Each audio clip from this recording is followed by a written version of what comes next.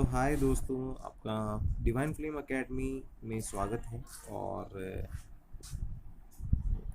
मैं ये वीडियो जो बना रहा हूँ वो ज़रूरतमंद लोगों के लिए है जो अंग्रेज़ी सीखना चाहते हैं, अपने कॉन्सेप्ट क्लियर करना चाहते हैं। और स्पोकन का मतलब, अगर मैं बात करूँ सिर्फ स्पोकन इंग्लिश की, तो ये हमारे हर फील्ड में काम आती है। चाहे हम प्राइवेट सेक्टर में हैं, चाहे गवर्नमेंट सेक्टर में हैं, चाहे हम स्टूडेंट हैं, या जो कोई भी लेवल है हमारा, अगर हम इंग्लिश सीखना चाहते हैं तो पहले बेसिक कॉन्सेप्ट क्लियर करना बहुत ज़रूरी है। अब दोस्तों, मैं बात करना चाहता हूँ सबसे पहले कि नॉर्मली अगर हम बेसिक की बात करें तो सबसे छोटा कॉन्सेप्ट होता है किसी भी चीज़ का, वो उसकी स्टार्टिंग से ही शुरू होता है। और हम अंग्रेजी की बात करें तो छोटे छोटे कॉन्सेप्ट हैं। मैं एग्जांपल बताता हूँ आपको, जैसे नाउन। अब दोस्तों, आप ये देखिए कि चाहे बच्चा हो चाहे बड़ा हो, नॉर्मली अगर नाउन किसी से पूछा जाता है कि व्हाट इज़ नाउन, तो हमारा आंसर होता है हिंदी या इंग्लिश दोनों में कि अ पर्सन, प्लेस और a thing is noun. Okay, so ये मैंने एक छोटी डेफिनेशन बनाई है। हिंदी में हम बोलते हैं किसी व्यक्ति, वस्तु, स्थान आदि के नाम को जो बोध कराता है उसे हम नाउन बोलते हैं।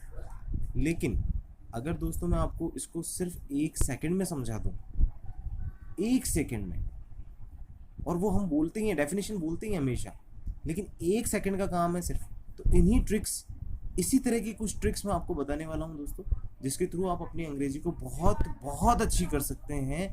आपकी फाउंडेशन, आपकी नींव जो है उसको बहुत मजबूत कर सकते हैं। तो आइए दोस्तों, शुरू करें आज की क्लास। सबसे पहले कॉन्सेप्ट मैं नाउन का ही लेता हूँ, जिसे हम हिंदी में बात करते हैं संज्ञा। मैं इसकी डेफिनेशन, मैं आपको कोई डेफिनेशन नहीं पढ़ाने वाला, किसी तरह की डेफिनेशन की आप लोड में देना भी नहीं चाहता। मेरा कॉन्सेप्ट सिर्फ पल सा ये है कि अगर मैं आपके दिमाग में उस चीज़ को बैठा दूं किसी ट्रिक के थ्रू या किसी भी आसान तरीके के थ्रू, तो आपकी अंग्रेज़ी और अच्छी हो पाएगी, क्योंकि आपको उन सब चीज़ों को रटने की ज़रूरत नहीं है, सिर्फ समझ लीजिए।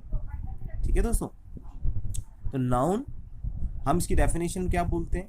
किसी व्यक्ति, वस्तु, स्थान आदि के नाम का बोध यदि हो तो वो संज्ञा कहलाती है। और सेम इंग्लिश में भी अगर ट्रांसलेट किया जाए कि a name of a person, place और a thing, okay, is noun. तो इतना रटने की जरूरत नहीं है, साफ पता चल रहा है नाम। इस संसार में ऐसी कोई चीज़ है जिसका नाम नहीं है? हर चीज़ जिसका नाम होता है वो नाउन होती है। राम, श्याम, सीता, गीता, चांद, तारे, दिन, रात, लड़का, लड़की, ये एक सब नाम ही है।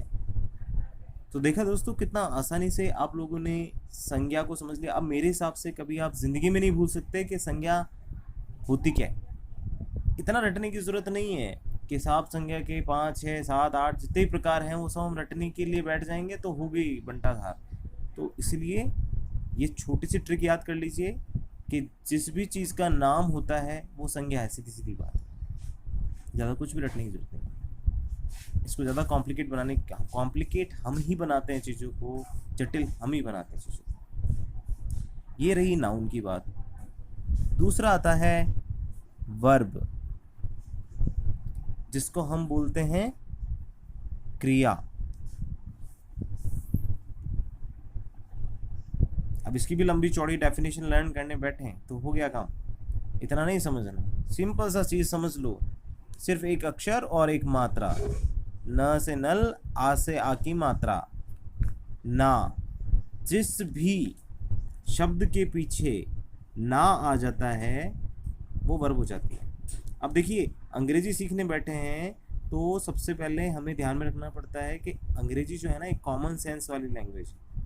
इसमें कॉमन सेंस का भरपूर उपयोग करना होता है। अब मैं आपको बता देता हूँ, ना